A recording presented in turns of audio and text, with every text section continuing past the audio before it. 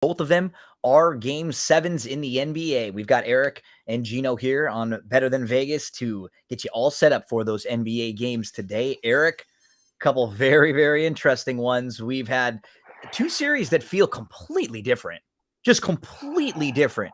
This first series has been like a fight back and forth. It feels like no team can really get any rhythm because the other team will make adjustments and counters. And then in the Dallas Phoenix series, it's sort of the opposite. It feels like whoever has been the home team has been pretty dominant. We haven't really had very many close games there. It's been like they've taken turns just sort of imposing their will. And now you just end up in a game seven. And for both of these, I mean, I have pretty strong opinions, but I could see absolutely anything happening. That's what's so fun about a game seven. Oh, you and strong opinions? I've never heard that before. Never before. I'm just hoping we get two good games. That's all I'm hoping for at the end. I think we do. I mean, the hockey was phenomenal yesterday. I hope that kind of continues. So game one of our 2-game NBA slate today, we've got the Bucks at the Celtics. I think the one point that throughout this entire series that we've been harping on, and I feel like win or lose today, the numbers in the series have felt just a little bit off the whole time. They've felt just a little bit too much on the Boston side. Like in this game, a game 7, Boston is a 5-point favorite at home. That just feels a couple points too high. I think it all along should have been closer to 3, especially with as close as these games have been, as back and forth of these games have been. So I'm going to lean Bucks here. I'm going to lean the Bucks with the 5 points. I just felt like that's too much in a game like this. And a couple of reasons why I look to the Bucks. Eric, you and I have been going back and forth over the last few days about, possible adjustments that could be made. And normally when you get to this point of a series, there aren't really all that many adjustments. They've usually already been made. But there have been a couple things that I think Coach Bud from Milwaukee can make some adjustments. Number one, George Hill, a little bit too much. I saw you tweet too many George Hill minutes last game. And we've seen George Hill win guarding Jason Tatum per 100. George Hill, 37.3 points, 9 free throw attempts, 8.2 assists, and Jason Tatum has a plus 29 net rating when George Hill is guarding him. When Wes Matthews is guarding him, he's averaged 30, 7 free throws, 2 less, half of the assists, 4.6 assists, and instead of a plus 29 net rating, a plus 4.4 net rating. Mm-hmm. You can't ask Hill to guard Tatum. You can't do it. There's been too much Allen, and unfortunately, there aren't very many options for the Bucks. But Eric, I dived into the last time they played a game 7 last year against the Nets. That box score is hilarious. They only went 6 deep. Guys were playing 50 minutes in that game. I was looking at the same thing. Right? I think it's going to be the same thing. I think he's going to shorten up the bench. And the interesting thing is I was looking at the splits from Lopez with no Williams out there.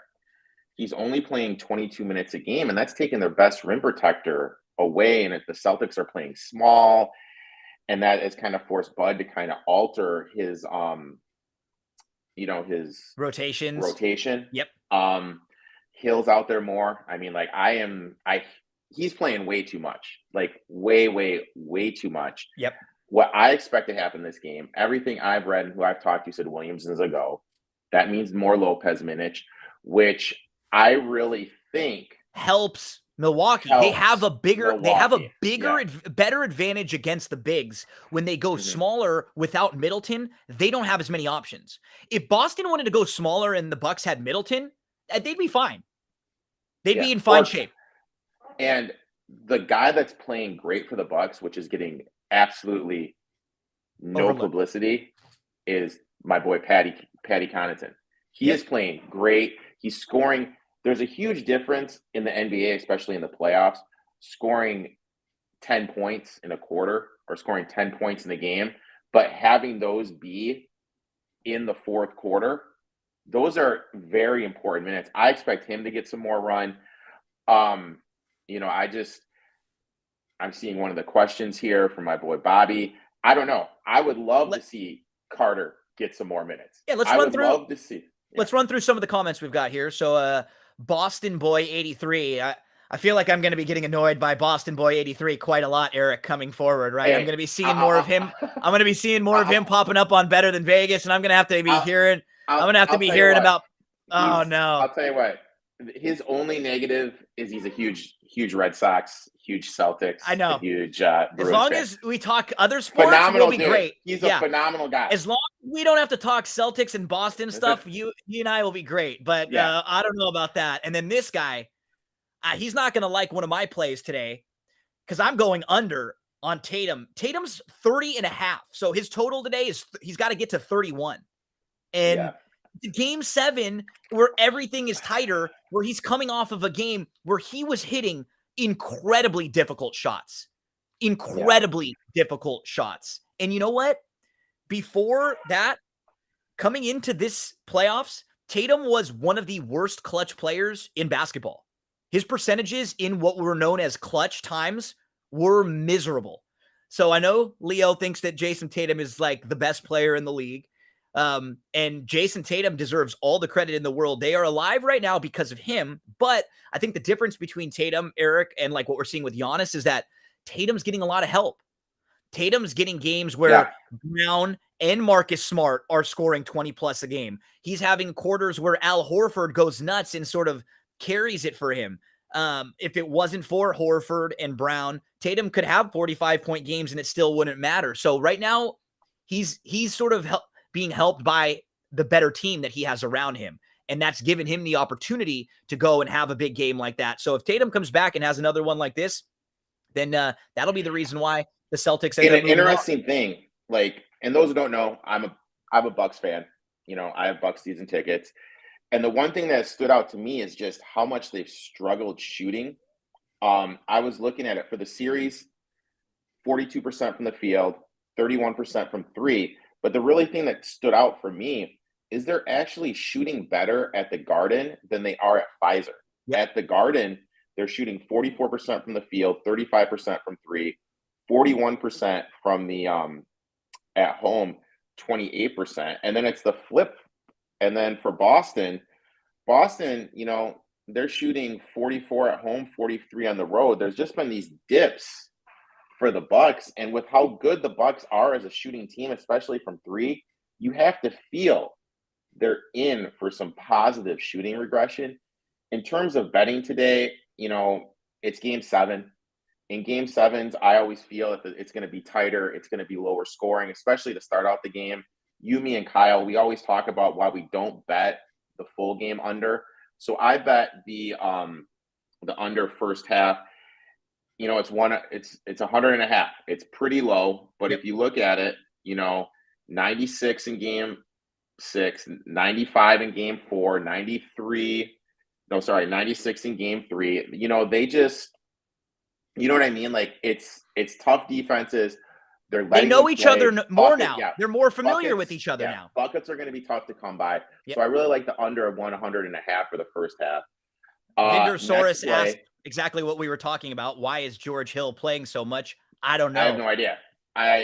He shouldn't be, and I hope he won't. Carter should be playing more. Absolutely. Just because he is more athletic, he's quicker, he can hound people. I just feel that Bud plays who he trusts. And he trusts Hill a little bit more. There are 2 players for the Bucks in the series that have a positive plus minus. You know who those 2 are? I'm gonna guess Carter. I know Carter and Giannis. Yeah, those Carter's are the 2. a dog. Carter is an absolute dog, and I wish he would play more. I think Bud's Bobby Thomas. We hope so, Bobby. We hope so. We're banging the Carter drum. He has been defensively solid, and he just gives you, he's tougher. I think he gives you more than what George Hill is going to give you right now. And Grayson Allen is someone who was a minus 29 in his last game. Grayson there just to shoot. just to extend the stretch, floor. just to stretch it. But he's been awful too. He's been really miserable. That was Bobby Thomas checking in. Leo, in all seriousness, who's the best defender that Boston can put on Yanni? He thinks it's Marcus. I think with Boston, the best thing that they can do is just keep giving him different looks.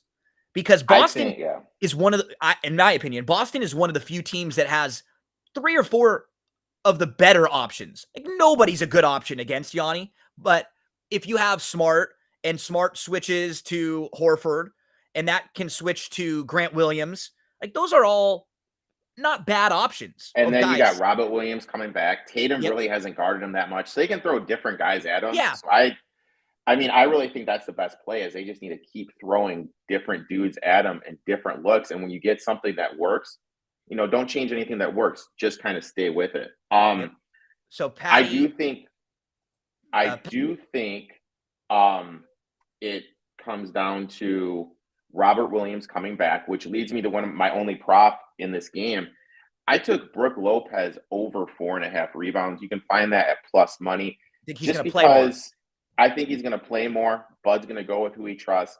The numbers dip down because, like we went over, Williams is playing less minutes. Since Williams is playing less minutes, no Lopez. Williams plays more. Lopez is going to be on more. You look at his splits, averaging 27 minutes per game when Williams has played, 9 rebounds. When Williams hasn't been playing, that dips down to only 4 rebounds a game, only 22 minutes. He's just not getting any run. I think he's going to get more run today. That's why I locked it in. I took the Bucks plus the 5.5. Yep. And more importantly, I took them straight up to win. My thought process is this. They're a championship team. They've been in this position before. And we really still haven't seen, what I mean? We haven't seen really anything from the other guys. The other guys are due for positive shooting regression. Some shooting. You have to figure Smart's not going to hit 4 or 5 threes. He's going to come back down to earth. And you have the best – don't get me wrong. I have a big boy table in the NBA. With what Jason Tatum did in Game 6, he earned his place at the big boy table. But I have Giannis, who I think is the best player in the league. Call me a homer. I'm going to back the best player in the league. I'm going to back the defending champions. I like the Bucks here plus the 5.5 and a straight up win. Yeah, Tatum is 10-ish for me. I haven't put him quite at the table yet because the only thing that I'm worried about is if they don't win this game is what he did, sort of like what we've seen Jamal Murray and Donovan Mitchell do in years past, where they've had really good games or really good stretches, but are they to the next level of a guy that can carry you all on their own? That's kind of who I have at the big boy table. Like what I was saying, I think Tatum's had the benefit. He's been awesome. So don't take anything that I'm saying, because I'm a Laker fan, as negative with Boston. They have been incredibly impressive, very impressive throughout this entire series in the last few months of the year. But I don't know if I need to see Tatum do it over and over again, more efficiently to take the next level. And so I'm going to answer a couple questions that Boston Boy had said. Tatum over 30.5 minus 130 said, do you like that? And then compare that to the one that Leo said. See, I would prefer Leo. He said, I'm taking Jalen plus 830 to be the leading scorer. I like that better than the over Tatum. Because I personally, the way that I play, when someone has as good of a game as Tatum did and they hit the tough shots that they do, I'm usually going to fade them in the next situation because I think the number is probably a little bit overvalued. Anything around 30 in a close, in an eliminate in a game 7 like that, that's a lot in a game that we think might be a little lower scoring. But a bet like this, Jalen to be the leading scorer. I mean, Jalen could have 25 or 28 in a game where a bunch of dudes have 25-ish. I could absolutely see that. And you're getting 8-1. So of the bets that were mentioned there between Leo and Boston Boy, I would prefer Leo's. It's obviously giving you a better number. And I'm fading Tatum a little bit more, not because Tatum's not incredible, he is, but just because he was so good. And the difference between Tatum and Giannis, I feel like Giannis consistently can get more of a 40 spot because Giannis's shot are way different, right? Giannis isn't taking deep contested threes like Tatum is taking to get to the 46. The odds of Tatum making some of those deeper shots again to get there, I think, are a little bit less likely than Giannis or someone with what he's taking. I was there on Friday night. I mean, seeing that in person, what Tatum was doing, some of those shots, like the shot he made I was sitting behind the Celtics bench. The shot he made on the baseline when he was kind of like behind the backboard. Yeah. Absolutely insane. Like, absolutely insane. So Jason Tatum led the way with 42 expected shot quality points, 73rd percentile in efficiency, and the Bucks underperformed. So in a game that was 108-95, shot quality basically had that as a 50-50 game. They thought that the Bucks were expected to score 11 more points on three-pointers, which is something that we've been hitting on. And they thought that Milwaukee was expected to play 14% better offensively. So I'm leaning Bucks also. A couple of points that Leo wants to make, which I think are very live. So Giannis will be all over Tatum, best defender in the world. That's what makes me think Jalen needs to take over. I think so too, because I think throughout the series, it's a little bit harder, especially right now with no Middleton, Eric. You can't ask Giannis to guard Tatum every play and do something like that. That's just too much to ask of him, because you need him to carry the load offensively and sort of be the like the center defender, like, you know, kind of free safety back there. And in this game with no tomorrow, I sort of agree with Leo. I think you'll probably see a little bit more Giannis on Tatum, Giannis doing everything possible. And again, another great point from Leo. And Leo, this is what makes it even more impressive for Tatum, but what makes it, I think, a little bit harder to sustain. He only made 5 free throws in shooting 46, right? If you're getting to the line and you're making 10, 11 free throws, then you know that you're probably base going to be 25 or 30 points for sure, because you're already getting to the line that often. But it's a little bit more difficult if you're only going to be making 5 free throws to get to 30. And like, how much is he driving? I mean, like, nobody is thing. Because like, they're giving, not, that's like, the way Milwaukee's those jump playing shots he were hitting were nuts. I mean, insane. I mean, nuts. Like, you got to give credit where credit is due. He was fantastic. He was insane. Smart was insane. Those guys were hitting clutch shots after clutch shots. You know, and if they're doing that, they're going to win. The key thing is this. You got to figure Giannis is going to get 40. Holiday is going to get 20. So the Bucks are going to need 45, 50. 45. No, I'd probably not even say 50, like 45. Between Lopez, Portis, Connington, Allen, and Matthews, and Allen. I'll throw Allen in. Between those 5, they're going to need 40 to 45 points from those 5 if they have a chance to win. I think they're due for some positive shooting regression. I do too. Connington's been playing with confidence. I expect him to get more run. And if Allen is such a liability defensively, if he misses his first 2 or 3 jump shots, he's out. I don't think he plays the rest of the game. Me neither. And that's why I went Allen under 7.5 points, just for the possibility of that, because the pressure is on him to make one of those first couple. If he doesn't, he's like you said, he's just going to be out. I don't think he's going to be given a whole lot of room based on what Bud has done previously in a Game 7 situation, just using the sample, you know, from last year. So I went Bucks and the money line under Tatum, Allen under. I do like, if you're looking for Boston, the one guy who I really did like was Jaylen Brown.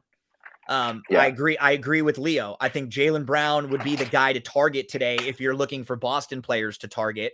And before we shift on over to game 2, real quick, if you guys want to join the chat, like, go to the BTV YouTube page.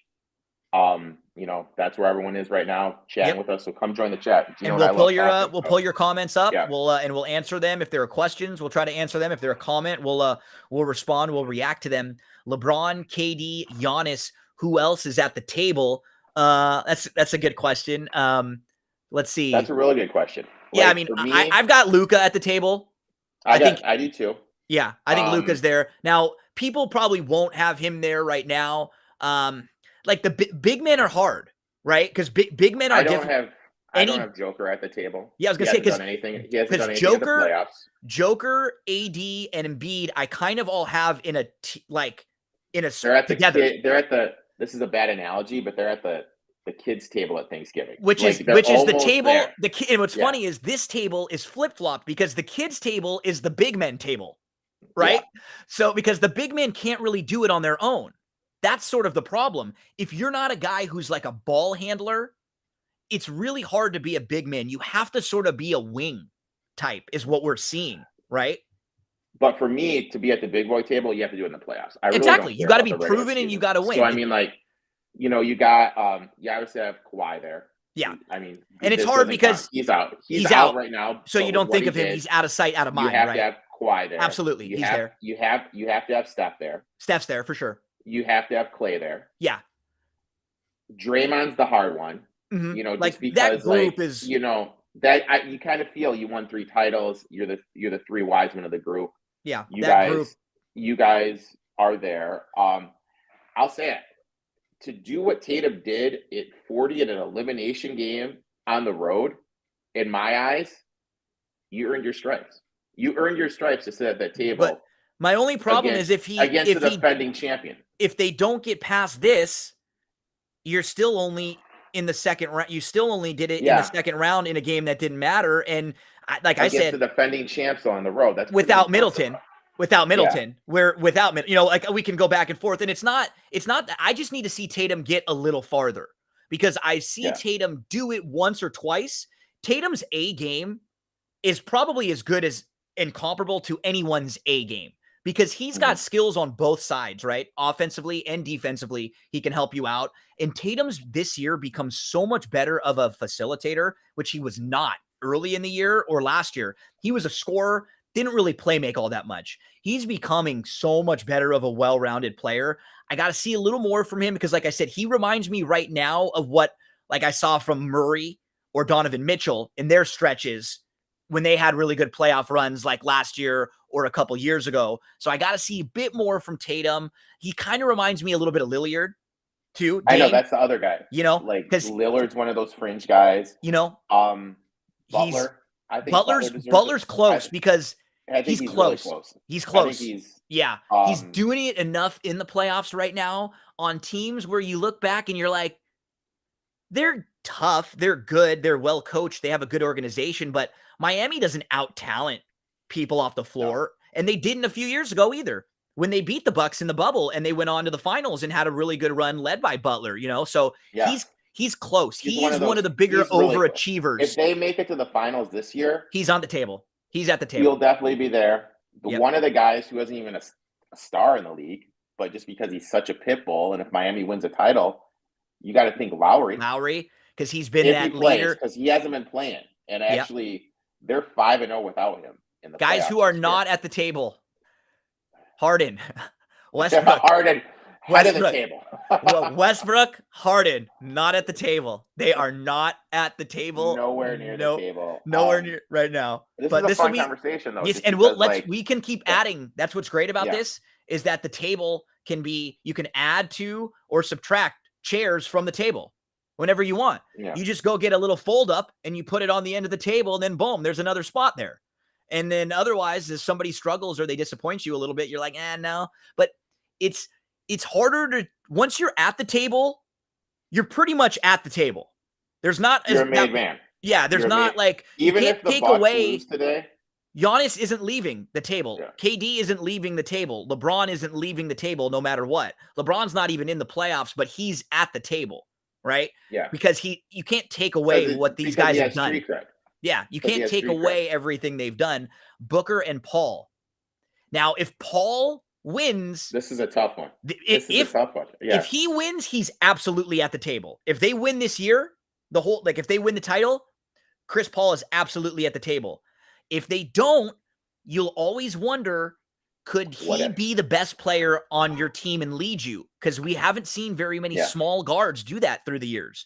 If you go back and look, and this is one thing, he gets a lot of crap and he says some stupid stuff, Bill Simmons, but he does good when going back through history and looking at things. When you go back and look through history, it's very rare that a point guard, smaller guard is the best player on a championship team. It's very rare. They just don't lead you. Isaiah Thomas. Yeah. And that's like it. There's so few. If you go through Oh. every year and you look and you're like, wow, this team, they're LeBron teams. They're, oh, okay, well, it's a Steph Curry team with them, but look at those Steph Curry teams, what they had. They had a team. It was not Curry and a bunch of other guys. It was Curry, Clay, Draymond, Kevin Durant were probably the best player on a couple of those teams too. You start going through and you're like, wow, Duncan, Kawhi. It's very hard to have one guy like Iverson be the right? small man. Yeah. Couldn't do it. And he was one of the best small guards ever to try to carry you through. We're seeing it even right now with Luka. It's hard to be not even a small guy, but just such a central focus of your offense there. So Booker and Paul, they have the option to take that next leap. You and I have been recently really talking about how Booker this year was probably one of the more underrated players, especially for MVP and like league-wide awards and stuff. He had a really good year. They won a lot. But if they lose this game, like we said, all that great stuff throughout the year, off the table because he didn't even make it to the conference finals. It's all off the table. They need, to win this. Yep. Okay, let's move along. Dallas, Phoenix. It's game 2 on the 2-game slate today. And the one thing I've noticed in looking at some of the shot quality metrics, Dallas is by far number 1 in the shot quality team rankings throughout the NBA playoffs. Not even close. It's not even close. The only thing is that the number 2 team is Phoenix. So these two teams offensively, they've both been getting a lot of good shots, a lot of good looks. They've both been sort of playing their game, but I've been a little concerned with what Chris Paul is doing. And this has been a series completely opposite as the other. Milwaukee, Boston, home court advantage doesn't matter there. Either team, whoever's playing better that night and just got the better flow, they win. Whereas here, home has really, really been a big difference. Phoenix has been a much better team at home. They are going to be home here. So how are you looking at this game? And just to kind of answer Bobby's question, Bobby, why the hell don't they use Ayton in the post and pick and roll more? They did in game 1. That was the advantage. Yeah, it was the one game they did. In coming in, like 100%. I went over that game. We said all series, that's the one major advantage they have because Dallas doesn't really have a big, and Powell hasn't been very good. And anything they have to do is so small that they can't really guard Ayton. So they got to kind of let Ayton get his, right? Yep. You'd rather let Ayton get his 2s than leave a wide open 3-point shooter from 3. You kind of give Ayton the mid-range shot. I don't know why Phoenix is not attacking that more. That pick and roll is there all the flipping time, and they never use it. I had the over prop in the game in Dallas when Paul got fouled out. That easily should have hit. But you're right. I mean, my boy Bobby's right. They should be using him in the post more.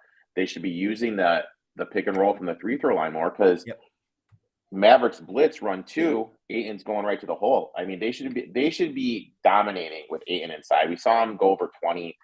I really wanted to play the over, but at the end of the day, I don't trust that the Suns are going to do it because they haven't done it. I really wanted to play the Ayton over. I didn't do it. In this game, look, I've said it, game 5s, when it's tied, game 7s, I'm always going to go to the under. Yep. They've been hitting at a pretty good rate. I got the under here of mine at 105. It's going to be a tight, defensive, contested battle. That's what I expect in this game. For the Suns to cover, in my eyes, what the Suns need to do to cover is they need to get out and run because the Mavericks are one of the slower teams in terms of pace and make the Mavericks uncomfortable, make them scramble on defense because once that defense gets set, the Suns are having a hard time finding the lane to drive to the hole, get the mid-range jumper, or get anything going. The Suns need to get out and run. If the Suns can't get out and run, they're going to have an insanely hard time.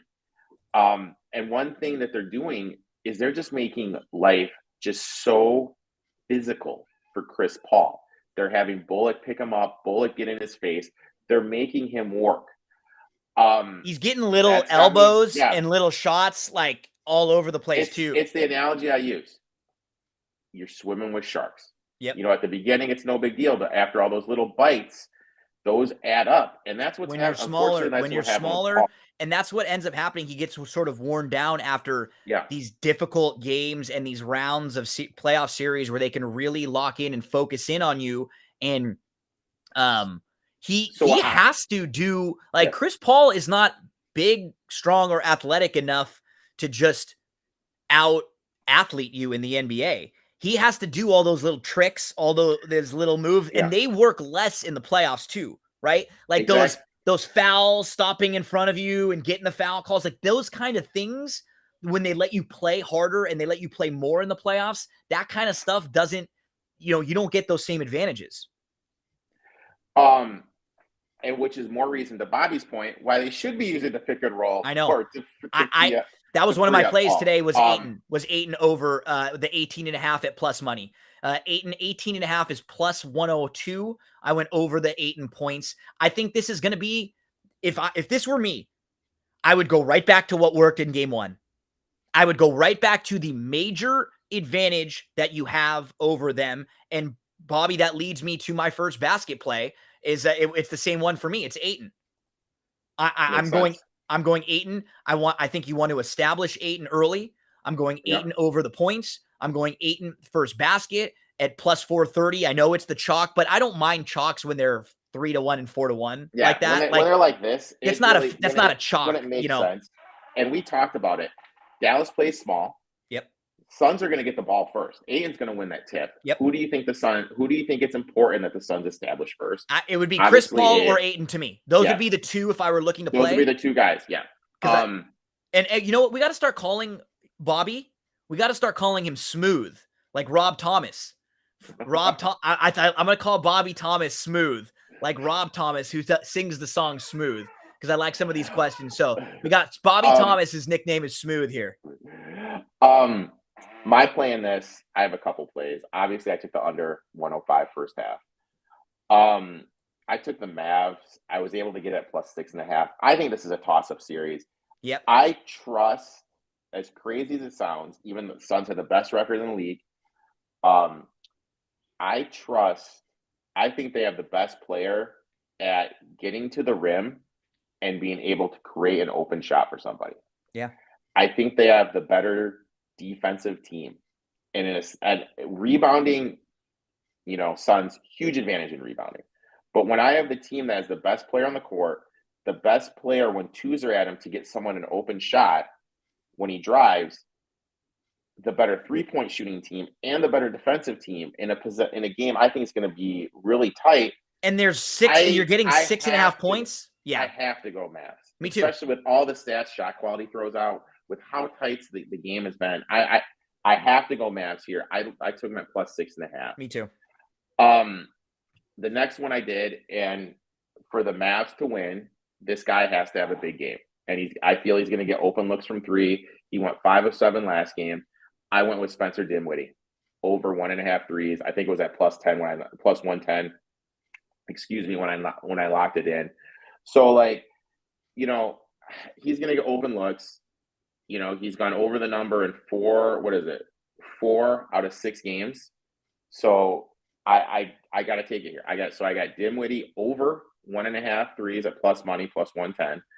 I got the Mavs Suns under 105. And I took the Mavs plus the 6.5. I mean, I think both games are going to be great. And hell, if you guys even want to, half unit money line between the dogs money line. I agree. I think it's going to be a great. Just logically, it's game 7 in series that have been very competitive. I'm going to take the underdogs. If you're giving me points in series that have been competitive, as a gambler, I'm always going to take the value. I'm always going to take the best number, the best, when I play in horse racing, if I like a couple of horses in one race, one of them's 5-1, one of them's 8-1. I'm trying to figure out who I should bet to win. I bet the bigger price to win. I'll use a couple of them and play pick 3s or pick 4s or pick 5s or some things. So if they both hit, I'll be able to take advantage. But I always lean to the price. You always lean to me when it's even, when it's close, to the underdog. And that's what I'm going to do here in both of these situations, in both series that I think are tight.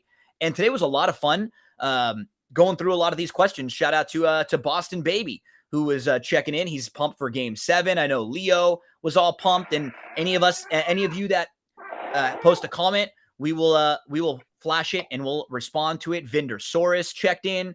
We had NAA 86 checking in. We had Smooth Bobby Thomas a few different times here, and we had Wiz all checking in. Thank you so much, everyone, for hanging out with us. Bobby says one last comment, and then Eric, you can finish this up. Says that if the first half goes under, should I look to take the second half over? It depends. That's such a number driven That's question. A flow. Yeah, it kind of depends. Like on the flow of the game. Let's say if it's like are the 80s, and for me if it's the even more of in the 80s. It and like the total is in like the 90s to like 100. That would have me a little bit interested. But if the total, you know what I mean? If it barely goes under, like if it like is at 99 or oh no, sorry, for this game is at 105. Excuse me. If it's ends at like 103, I would just sit out. But if it's like not dramatic and the over adjustment, that makes the total of the game like where I don't know where it is right now, figure 207, 208. If that makes the over under the game in the 190s, heck, even 189 with the second half number they posted, then I'd look to get involved. Anytime I get 10 points or more of value with the closing line for the game, I'd look to take it if that makes sense. Yeah, a lot of it would depend on the flow of the game. You know, as I'm watching the game, does it look like the shots are just being missed early? Like maybe they're a little tight, right? Because it's Game 7 start, but everyone's still getting good looks? Or is the defense so good that they're not even getting great looks? Because if that's the case, then I would just stay away. Because Game 7s get like really rock fighty, you know? So if it looks like it's really hard and in the first half, they're not even getting good looks, then I wouldn't want to go over. If people are just missing their shots, like in a shot quality sense, right? If they're getting good looks, but they're just not going down, then yeah, I might be okay with going over, especially because towards the end of the game, maybe in a close game, you get a little fouling at the end where they want to extend, they want to give themselves opportunities in those last couple minutes. So I could see that, but it's hard to say without knowing what the first half without knowing the number looked like. Give Gino and I a follow on Twitter. Yep. Like we'll tweet it out if we think it should go out. Yep. Real quick, my boy Dan just sent me a text message. He said he won $8K on the Derby because of you. I tell you, Dan, thank you. Beautiful stuff, man. I love Dan. Dan was used to hang out with me back in the TVG days. When I would go bonkers for Yonkers, Dan would send in some emails, and we would. He says he can't get on the live stream right now because he's on the beach in Florida, thanks to you paying for his vacation. There we go. Okay, well, make sure you check in with us in a few days on the live stream and let us know what Florida has been like. Glad to hear that we were able to help some folks out there, and anyone that wants to show a little support for us over at Better Than Vegas, if maybe we've helped lead you to a winner in racing and NBA and baseball, head over to oldsmokeclothing.com/BTV and check out that t-shirt there. It says, I don't bet, I win. Very comfortable, affordable t-shirt. And if you use the promo code Gino, it'll get you free shipping. It's a good way to show your support for some of your friends over at Better Than Vegas. Good show today. And thanks to all of you. Our shows can be a lot better with you out there. When we're able to interact with you, when we're able to answer questions, when we're able to respond to your comments. So if you're ever watching and you want to leave a comment over on YouTube, social media, if you post to the live streams, we'll respond to your comments. We'll throw them up here. If you want to share any of your wagers, any of your bets along with us, we'd love to hear from you. Eric, buddy, good luck. This is fun Sunday. Fun weekend. Between we got Game 7s all over the place. Hockey and basketball, a couple more in basketball today. Hell of a lot of stuff in the world of sports happening. So good luck to everyone out there, and make sure you come back and hang out with us. Anytime there's NBA, we'll be right here at Better Than Vegas. Everything's free at BTV. We just want to help you become a better NASCAR show that you guys debuted. Yeah, the NASCAR show is going to be starting in 20 minutes. Awesome. Myself, Brian, and Brandon, Boston Boy 83. Beautiful. Be on there. It's a big day for Boston Boy. Lots of NASCAR and Celtics and Celtic stuff. Love it. So Brandon, thanks so much for hanging out with us. Thanks everyone for hanging out with us today. Eric, good luck to you. You got a lot of I know you're going to be screen to screening all throughout the day. You know, I got USFL, I got NHL, I got NASCAR, I got NBA. I got one of my horses is running Golden Gate a little bit later today. So I'm all over the place, man. All over the place on a fun sports Sunday. Good luck, everyone. No basketball tomorrow on Monday, but I believe we will have games on Tuesday, and then the rest of the week, I think they'll start alternating the series. As right now, the Miami Heat and the Golden State Warriors are waiting. They're going to see who they play in just a few hours later on today.